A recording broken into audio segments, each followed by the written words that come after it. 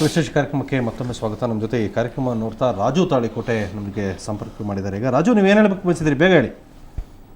ನಮಸ್ಕಾರ ಸರ್. ನಮಸ್ಕಾರ, ಕ್ವಿಕ್ ಆಗಿ ಹೇಳಿ. ನೋಡ್ರಿ, ನಾನು ಒಬ್ಬ ಉತ್ತರ ಕರ್ನಾಟಕದವನೇ.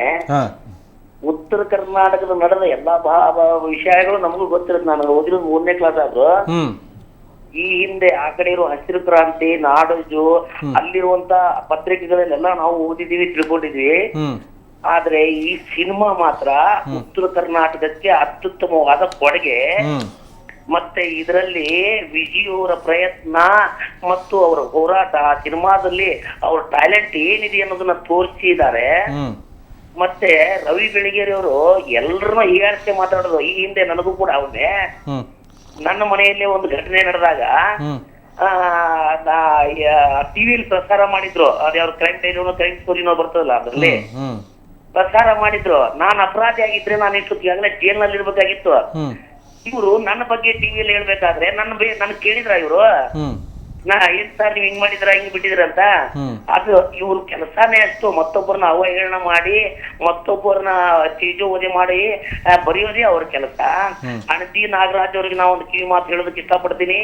ಅಣತಿ ನಾಗರಾಜ್ ಅವರೇ, ನೀವ್ ಯಾವತ್ತೂ ಹೆದರ್ಬೇಕಾಗಿಲ್ಲ. ಯಾವನೊಬ್ನ ಹೇಳ್ದ ಟಿವಿಯಲ್ಲಿ ಈ ಸಿನಿಮಾನ ಬ್ಯಾನ್ ಮಾಡಿಸ್ತೀರಿ ಅಂತ. ಬ್ಯಾನ್ ಮಾಡ್ತಕ್ಕೆ ಯಾರಿಗೂ ಗೊತ್ತಿಲ್ಲ. ಸಿನಿಮಾನ ನಾವು ಕರ್ನಾಟಕ ಜನತೆಗೆ ಒಂದು ಮನರಂಜನೆ ರೂಪವಾಗಿ ಸಿನಿಮಾಟಿಕ್ ಕೊಟ್ಟಿದೀವಿ. ಒಳ್ಳೆ ಸಿನಿಮಾ ಅಂತ. ನಿನ್ನೆದ್ದು ಇವತ್ತು ನಾನು ಉತ್ತರ ಕರ್ನಾಟಕದವನು. ಉತ್ತರ ಕರ್ನಾಟಕದಿಂದ ಮೆಸೇಜ್ ಬಂದೇ ಬರ್ತಾ ಇದೆ, ಗುಡ್ ಫಿಲಿಂ, ಒಳ್ಳೆ ಪ್ರಯತ್ನ, ಒಳ್ಳೆ ಸಿನಿಮಾ ಅಂತ. ಹೀಗಾಗಿ ಉದಯಿಸುವ ಸೂರ್ಯನ ಯಾವ ಮೂಡಾನು ತಡೆಯೋದಿಲ್ಲ. ಮನುಷ್ಯ ಮನಸ್ಸು ಮಾಡಿದ್ರೆ ಅವಕಾಶ ತಪ್ಪಿಸುವುದೇ ಹೊತ್ತು ಅದೃಷ್ಟ ತಪ್ಪಿಸಕ್ಕಾಗಲ್ಲ. ವಿಜಯ್ ಅವರೇ, ನೀವು ಮಾತ್ರ ಯಾವ ಕಾಲಕ್ಕೂ ಬೆಟ್ ಆಗಬೇಡಿ. ನಾವು ಉತ್ತರ ಕರ್ನಾಟಕದ ಸಮಸ್ತ ಜನತೆ ಅಣತಿ ನಾಗರಾಜರಿಂದ ದುನಿಯಾ ವಿಜಯರೊಂದೇ ಇದೆ. ನಾನು ಕೂಡ ಒಬ್ಬ ಉತ್ತರ ಕರ್ನಾಟಕದವನೇ. ಉತ್ತರ ಕರ್ನಾಟಕದ ಜನರ ಭಾವನೆಗಳು ನಮ್ಗೆ ಗೊತ್ತು. ಉತ್ತರ ಕರ್ನಾಟಕ ಜನ ಒಳ್ಳೆದನ್ನ ಸ್ವೀಕಾರ ಮಾಡ್ತಾರೆ. ಹಂಸ ಕ್ಷೀರ ನ್ಯಾಯದಂತೆ ಈ ನ್ಯಾಯನ ಎಲ್ಲರ ಜನರು ಕೊಡ್ತಾರೆ. Okay, thank you sir, thank you ನಮ್ಮ ಜೊತೆ ಮಾತಾಡಿದ್ದಕ್ಕೆ. ವಿಜಯ್, ತಮ್ಮ ಲಾಸ್ಟ್ ವರ್ಡ್ ಹೇಳಿ. ಇಡೀ ಎಪಿಸೋಡ್ ನಂತರ ನಿಮ್ಗೆ ಏನು ಅನ್ನಿಸ್ತಾ ಇದೆ? ಒಂದು ಮೊದಲನೇದಾಗಿ ಅವ್ರು ಅಂದ್ಕೊಂಡಿರೋದಷ್ಟು ಅದನ್ನು ವಾಪಸ್ ತೊಗೊಂಡು ನಾವು ಯಾವ ಪುಸ್ತಕನ ನೋಡಿ ಇದನ್ನು ನಾವು ಮಾಡಲಿಲ್ಲ. ಕಾಲ್ಪನಿಕವಾಗಿ ಸಿನಿಮಾನ ಮಾಡಿದ್ವಿ, ಮೊದಲನೇದು. ಎರಡನೇದು, ಇವತ್ತಿಗೆ ನಮ್ಮ ಆರ್ಟಿಸ್ಟ್ಗಳ ಮೇಲೆ ಬರೆಯೋದು ಕೊನೆ ಆಗಲಿ. ಯಾಕಂದರೆ ಏನಿದ್ರು ನಮಗೆ ನೇರವಾಗಿ ಕೇಳಿ, ತಾವು ಕರೆದು ಕೇಳಿ, ನಾವು ಮಾತಾಡ್ತೀವಿ, ಸತ್ಯ ಒಪ್ಕೋತೀವಿ. ಯಾಕಂದರೆ ಹಿಂಗೆ ಕೂತಾಗ ಎದುರಕ್ಕೆ ತಪ್ಪಿಲ್ಲ, ಸುಳ್ಳು ಗೊತ್ತಾಗ್ಬಿಡುತ್ತೆ. ಏನೋ ಸುಳ್ಳು ಬರೀಬೇಡಿ. ಎಲ್ಲದಕ್ಕಿಂತ ಹೆಚ್ಚಾಗಿ ಹೆಣ್ಣುಮಕ್ಕಳ ಮೇಲೆ ಬರೀಬೇಡಿ, ಒಳ್ಳೆಯದಾಗಲ್ಲ. ಏನೋ ಇದೆ ನಮ್ಮ ಬಗ್ಗೆ ಬಂತ ಓಪನಾಗಿ ಕೇಳಿ, ನಾವು ಹೇಳ್ತೀವಿ. ಇವೆಲ್ಲವೂ ಮೀರಿ ನನ್ನ ಪರ್ಸ್ನಲಾಗಿ ನನ್ನ ಫ್ಯಾಮಿಲಿನ ವಾಡೋದು ಚಿಂದಿ ಮಾಡೋಕ್ಕೆ ಟ್ರೈ ಮಾಡೋದು. ನಂಗೆ ಧೈರ್ಯ ಇದೆ, ನಾನು ಒಂದು ಗಟ್ಟಿ ಮಾಡ್ಕೊಂಡಿದ್ದೀನಿ. ಇದನ್ನು ಮೀರಿ ನನ್ನ ತಾಯಿ, ನನ್ನ ತಂದೆ ತುಂಬ ಕಷ್ಟಪಟ್ಟು ನಾನು ಸಾಕಿದ್ದು. ಅಕಸ್ಮಾತ್ ನನ್ನ ತಾಯಿ ಸುಮಾರು ಹತ್ತು ಬಿಟ್ಟಿದ್ದಾರೆ. ಏನಪ್ಪ ಏನೋ ಆಗ್ತೀಯ ಜೀವನದಲ್ಲಿ ಅಂದ್ಕೊಂಡ್ರೆ ಏನೋ ಆದರೆ ಏನಪ್ಪ ನೋವಿದ್ದು ನಮಗೆ. ಯಾಕಂದರೆ ಎಲ್ಲೋ ಸಣ್ಣ ಆಫೀಸ್ನಲ್ಲಿ ಕೆಲಸ ಮಾಡ್ತಾ ಇದ್ದವರು, ಎಂಪ್ಲಾಯ್ ಅವರು. ಇದೇನ ಹೆಚ್ಚು ಕಡಿಮೆ ಆಗಿ ನನ್ನ ತಾಯಿಗೆ ಏನಾದ್ರು ಹೆಚ್ಚು ಕಡಿಮೆ ಆದರೆ ಸರ್, ನಾನು ಒಳ್ಳೆ ಮನುಷ್ಯ ಅಂತೂ ಆಗಲ್ಲ. ಇವರು ಬರೆಯೋದ್ರಿಂದ ನನ್ನ ತಾಯಿಗೆ ಹೆಚ್ಚು ಕಡಿಮೆ ಆದರೆ ನನಗೆ ನನ್ನ ತಾಯಿ ಮುಂದೆ ಇನ್ಯಾರೂ ಇಲ್ಲ. ನಾನು ಮಾತ್ರ ಬಿಡೋದಿಲ್ಲ.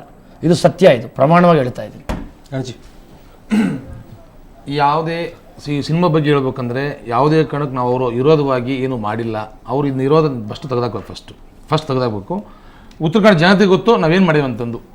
ದಯವಿಟ್ಟು ಇದಕ್ಕೆ ಕಾಂಟ್ರವರ್ಸಿ ಮಾಡೋಕ್ಕೆ ಬರಬೇಡಿ ಅಂತ ಹೇಳ್ತಾರೆ. ಇವರೇ ಬೆದರಿಕೆ ಆಗ್ತಾರೆ. ನೀನು ಬದಲಾಯಿಸಕ್ಕೆ ಹೇಳು, ಅದ್ ದಯವಿಟ್ಟು ಮಾಡಬೇಡಿ ಅಂತ. ಅದು ಯಾಕೆ ಬದಲಾಯಿಸೋಣ ಹೇಳಿ. ಅಲ್ಲ, ಆಮೇಲೆ ನೀವು ಉತ್ತರ ಕರ್ನಾಟಕಕ್ಕೆ ಏನ್ ಮಾಡ್ತೀರಿ, ಆ ಭಾಗದ ಜನತೆಗೆ ಏನ್ ಮಾಡ್ತೀರಿ ಅಂತ ಹೇಳ್ಬಿಟ್ಟು ಇಲ್ಲ, ಅವ್ರೊಂದು ಪ್ರಶ್ನೆ ಕೇಳಿದ್ರೆ ಏನ್ ಮಾಡ್ತಿದ್ದೀರಿ ಅಂತ. ಇಲ್ಲಿ ಸ್ಕೂಲ್ ಕಟ್ಟಿದ್ರಲ್ಲ, ಅದನ್ನ ಅಲ್ಲಿ ಕಟ್ಬೋದಾಗಿತ್ತು. ಅವರು 10 ವರ್ಷ ಆಗಿದೆಲ್ಲ ಬರೆದು, ಅದು ಮೊದಲೇ ಕಟ್ಬೋದಾಗಿತ್ತಲ್ಲ, ಫ್ರೀ ಎಜುಕೇಶನ್ ಅವ್ರಿಗೆ. ನಾನು ಹೇಳಿದ್ದೀನಿ, ಅದಕ್ಕೆ ಪ್ರೂಫ್ ಇದೆ. ಈ ದುನಿಯಾ ಭೀಮಾ ತೀರದಲ್ಲಿ ಅಂತಕರು ಅಂತ ಬರೆದಿದ್ದಾರೆ. ಅದು ತಪ್ಪು ಅಂತ ನೀವು ಹೇಳಿದಾಗ ದಯವಿಟ್ಟು ಗನ್ನ ಬಿಟ್ಟು ಪೆನ್ ಹಿಡಿದಿ ಅಂತ ಹೇಳಿದ್ದೀನಿ. ಅದಕ್ಕೆ ಸಾಕ್ಷಿ ಇದೆ. ಅದಕ್ಕೆ ಸಾಕ್ಷಿ ಇದೆ. ಅಲ್ಲ, ನೀವೇನೋ ಆ ಭಾಗಕ್ಕೆ ಮಾಡ್ತೀನಿ, ನೀವು ಬರುವಂತ ಖಂಡಿತವಾಗ್ಲೂ ಮಾಡ್ತೀನಿ. ಅದು ಗುಪ್ತವಾಗಿ ಇಟ್ಟಿದ್ದೀನಿ ಸರ್, ನಾನು ಹೇಳ್ತೀನಿ. ಓಂ ಪ್ರಕಾಶ್, ನಿಮ್ಮ ಅಂತೆ ಫೋಟೋ ಇರೋದು. ಏನ್ ನಗ್ತಾ ಇದ್ದೀರಿ? ಏನ್ ಬೆಳಗ್ನಿಂದ ನಿಮಗೆ ಇವತ್ತು ಬಂದ್ಬಿಡ್ತು ನೋಡ್ರಿ ಈಗ. ಇಲ್ಲ, ನನಗೆ ತುಂಬಾ ಇಷ್ಟ ಆಗಿದ್ದು ನಮ್ಮ ಪತ್ರಕರ್ತರು ತುಂಬಾ ಚೆನ್ನಾಗಿ ಮಾತಾಡಿದ್ರು. ನಿಜವಾಗ್ಲೂ ನಾನು ತುಂಬಾ ಹೆಮ್ಮೆ ಪಡ್ತೀನಿ. ಅವರಿಷ್ಟು ಬಂದು ನಮಗೆ ಸಪೋರ್ಟ್ ಮಾಡಿ ಮಾತಾಡಿದ್ದಕ್ಕೆ ತುಂಬಾ thanks. At the same time ಚಿತ್ರದುರ್ಗದಿಂದ ಒಬ್ರು ಲೇಡಿ ಫೋನ್ ಮಾಡಿದ್ರು. ಅವರ ಪ್ರಾಬ್ಲಮ್ಸ್ನ ಹೇಳ್ಕೊಂಡ್ರು. ಈ ರೀತಿ ಸಾಮಾಜಿಕ ಕಳಕಳಿಯಿಂದ ತುಂಬ ಹೆಣ್ಣುಮಕ್ಳು ಕರ್ನಾಟಕದಲ್ಲಿ ಇವ್ರು ಬರೆದಿರೋ ಬರವಣಿಗೆಯಿಂದ ಖಂಡಿತ ಪ್ರಾಬ್ಲಮ್ ಅನುಭವಿಸ್ತಾ ಇದ್ದಾರೆ, ತುಂಬ ಕಣ್ಣೀರು ಹಾಕಿದ್ದಾರೆ. ಇದು ನಮಗೂ ಗೊತ್ತಿರೋಂಥ ವಿಷಯ. ದಯವಿಟ್ಟು ಎಲ್ಲರ ಮನೇಲಿ ಹೆಣ್ಮಕ್ಳಿದ್ದಾರೆ, ನಿಮ್ಮ ಮನೇಲಿ ಇದ್ದಾರೆ, ದಯವಿಟ್ಟು ಅರ್ಥ ಮಾಡ್ಕೊಳ್ಳಿ. ಹೆಣ್ಮಕ್ಳ ಬಗ್ಗೆ ಹಂಗೆಲ್ಲ ಬರಿಬೇಡಿ. ನಿಮ್ಮ ಸಿನಿಮಾದ ಬಗ್ಗೆ ಹೇಳಿ ಅಷ್ಟೇ. ನಮ್ಮ ಸಿನಿಮಾ ಬಗ್ಗೆ ತುಂಬ ಚೆನ್ನಾಗಿದೆ. ಕರ್ನಾಟಕದಲ್ಲಿ ತುಂಬ ಜನ ಎಲ್ಲ ನೋಡಿ ಇಷ್ಟಪಡ್ತಾ ಇದ್ದಾರೆ. ನನಗೆ ಎಲ್ಲ ಕಡೆಯಿಂದ ಫೋನ್ ಬರ್ತಾ ಇದೆ. ವಿಜಯ್ ಅವರು, ಉಮಾಶ್ರೀ ಅವರು, ಪ್ರಣೀತಾ ಅವರು, ತುಂಬ ಎಲ್ಲ ಕಲಾವಿದರು ಎಕ್ಸ್ಟ್ರಾಡನರಿ ಮಾಡಿದ್ದಾರೆ ಅಂತ ನನಗೆ ಮೆಸೇಜಸ್ ಬರ್ತಾ ಇದೆ. ಇವತ್ತು ಅಟ್ ಸೇಮ್ ಟೈಮ್ ಎಲ್ಲರೂ ತುಂಬಾ ಫೋನ್ ಮಾಡಿ ಒಟ್ಟು ಒಂದ್ ಮಾತು ಮಾತ್ರ ನಿಜ, ನಿರೀಕ್ಷೆಗೂ ಮೀರಿ ಪ್ರಚಾರ ಸಿಕ್ಬಿಡ್ತು ಅಂತ.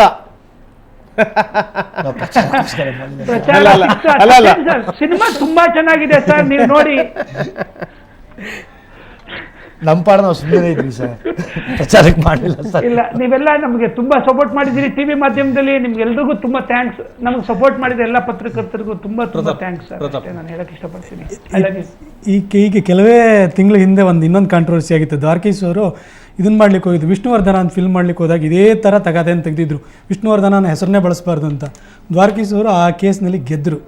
ಹಾಗಾಗಿ ಯಾವುದೋ ಒಬ್ಬ ವ್ಯಕ್ತಿ ಅವ್ರ ವಿಚಾರ ತನಗೆ ಮಾತ್ರ ಸೇರಿದ್ದು, ತಾನು ಮಾತ್ರ ಮಾತಾಡಬೇಕು ಅನ್ನೋದು ತಪ್ಪು. ರವಿ ಬೆಳಗೆರೆ ಅವರು ಯಾವಾಗಲೂ ಈ ತಪ್ಪನ್ನು ಮಾಡಲಿಕ್ಕೆ ಈಗ ಇವ್ರು ಮಾಡಿದ್ದಾರೆ. ಅವ್ರದ್ದೊಂದು ಟ್ರಿಕ್, ಏನೊಂದು ಸಿಂಪಲ್ ಟ್ರಿಕ್ ಇದೆ. ಏನು ಅಂತಂದರೆ, ನೀವು ಹುಡುಗ ಆಗಿರ್ತಿರ್ಕೊಳ್ಳಿ, ಬಿಸ್ನೆಸ್ ಮನ್ ಆಗಿರ್ಬೋದು, ಅಥವಾ ನೀವೇನೋ ಒಂದು ಕೆಲಸ ಮಾಡ್ತಾ ಇರ್ಬೋದು, ನಿಮ್ಮ ಬಗ್ಗೆ ಬರೆದ್ಬಿಡ್ತಾರೆ. ನೀವು ಒಂದೇನು ಮಾಡ್ತೀರಿ, ಇಗ್ನೋರ್ ಮಾಡ್ತೀರಿ. ಇಗ್ನೋರ್ ಮಾಡಿರೋ ಅವ್ರು ರಸವತ್ತಾಗಿ ಬರೋದು, ಅವ್ರ ಪತ್ರಿಕೆ ಸೇಲ್ ಆಗಿಬಿಟ್ಟಿರುತ್ತೆ. ನೀವು ಹೆದರ್ಕೊಂಡು ಅವ್ರ ಮನೆಗೆ ಬಂದರೆ ಅಂತ ತಿಳ್ಕೊಳ್ಳಿ, ಅವ್ರನ್ನ ಕಾಲಿಡ್ಕೊಳಕ್ಕೆ ಬಂದರೆ ನಿಮ್ಮಿಂದ ವಸೂಲಿ ಮಾಡ್ಕೊಳ್ತಾರೆ. ಇಲ್ಲ, ಹುಡುಗಿಯರ ಬಗ್ಗೆ ಬರೆದ್ರು ಅಂತ ತಿಳ್ಕೊಳ್ಳಿ, ಅವರು ಒಂದು ಇಗ್ನೋರ್ ಮಾಡ್ತಾರೆ. ಇಲ್ಲ, ಅವ್ರ ಹತ್ರ ಕಾಲಿಡಲಿಕ್ಕೆ ಬಂದೆ ಅಂದರೆ ಅವ್ರನ್ನ ಬೇರೆ ರೀತಿ ಎಕ್ಸ್ಪ್ಲಾಯ್ಟ್ ಮಾಡ್ಕೊಳ್ತಾರೆ. It is a simple trick.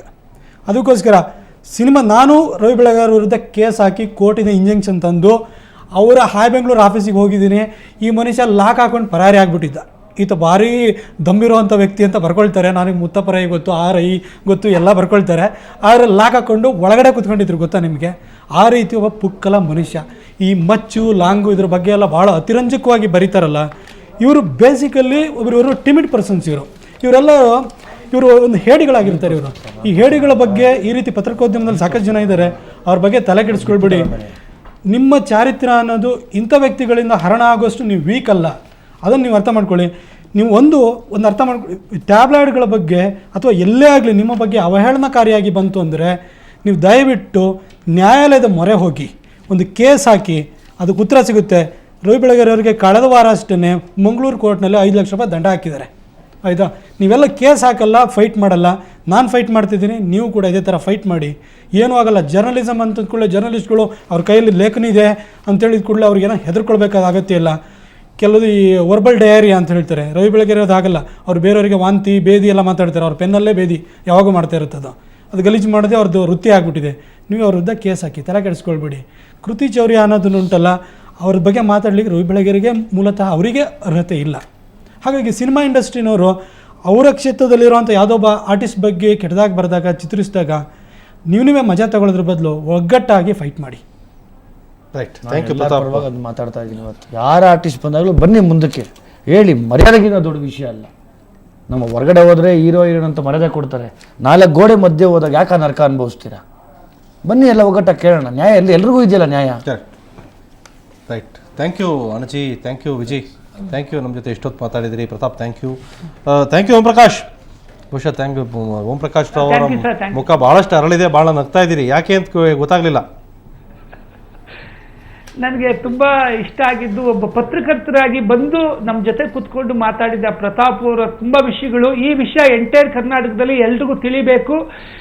ಪತ್ರಿಕೋದ್ಯಮ ಅನ್ನೋದು ಎಷ್ಟು ಸ್ವಾತಂತ್ರ್ಯವಾಗಿದೆ, ಅದನ್ನ ಎಷ್ಟು ಕೆಲವರು ಅದನ್ನ ತುಂಬಾ ತಪ್ಪಾಗಿ ಯೂಸ್ ಮಾಡ್ಕೋತಾ ಇದ್ದಾರೆ. ಅದು ತಪ್ಪಿದ್ರೆ ಎದ್ದು ನಿಂತ್ಕೊಳ್ಳಿ, ನೀವು ಮಾಡಿ ಅಂತ ಧೈರ್ಯ ತುಂಬ್ತಾ ಇದ್ದೀರಾ.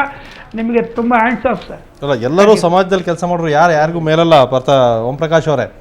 ಸೊ ಎಲ್ಲರೂ ಪ್ರಶ್ನೆ ಮಾಡುವ ಹಕ್ಕಿದೆ. ಇಲ್ಲ, ಬಟ್ ಇಲ್ಲ ಸರ್, ತುಂಬಾ ಎದುರಿಸಿಟ್ಕೊಂಡಿದ್ದಾರೆ ತುಂಬಾ ಜನ. ಇವತ್ತು ನಿಜವಾಗ್ಲೂ ಮಾತಾಡ್ತಿರ್ಬೇಕಾದ್ರೆ ಆಶ್ಚರ್ಯ ಆಗುತ್ತೆ. ನಿಜವಾಗ್ಲೂ ನನಗೆ ಇದಿರಬೇಕು ಸರ್. ಟಿವಿ ಮಾಧ್ಯಮದಲ್ಲಿ ಬಂದ ಮೇಲೆ ಟಿವಿನಲ್ಲಿ ಹೇಳ್ಕೋಬಹುದು, ನಮ್ಮ ಸತ್ಯ ಗೊತ್ತಾಗುತ್ತೆ ಹೊರಗಡೆ ಅಂತ ತುಂಬಾ ಜನ ಧೈರ್ಯ ತಗೊಂಡಿದ್ದಾರೆ. ನಿಜವಾಗ್ಲೂ. ಇಲ್ಲಾಂದ್ರೆ ಎದುರಿಸ್ಕೊಂಡು ತುಂಬಾ ಜನ ಸುಸೈಡ್ ಮಾಡ್ಕೊಂಡಿದ್ದಾರೆ, ಅದು ನಮ್ಗೆ ಗೊತ್ತಿಲ್ಲ, ತುಂಬಾ ಕೇಳಿದೀನಿ ನಾನು. Right, thank you. ಲಾಸ್ಟ್ ಬೈದಲ್ಲಿ ಬರ್ತದೆ, ಚಿತ್ರದುರ್ಗದಲ್ಲಿ ಹೇಳಿದ್ರಲ್ಲ ಮೇಡಮ್ ಅವರು, ಈ ತರ 1000 ಜನ ಬದುಕ್ತಾ ಇದ್ದಾರೆ ಇವತ್ತು ಪಾಪ. ಅಲ್ಲ ಅವ್ರು ಖಂಡಿತ ನನಗೂ ಆ ದಾವಣಗೆರೆಯಿಂದ ಕಾಲ್ ಬಂತಲ್ಲ, ಅವರು ಸುನೀತಾ ಅಂತ ಮಲ್ಲಿಕಾರ್ಜುನ್ ಅಂತ ಚಿತ್ರದುರ್ಗದಿಂದ ಬಂದಾಗ ಅವ್ರು ನಿಜವಾಗ್ಲೂ ಅವ್ರ ನೋವು ಬಹಳಷ್ಟು, ಅದೇ ನೋವನ್ನ ಬಹಳಷ್ಟು ಜನ ಅನುಭವಿಸ್ತಾ ಇದ್ದಾರೆ.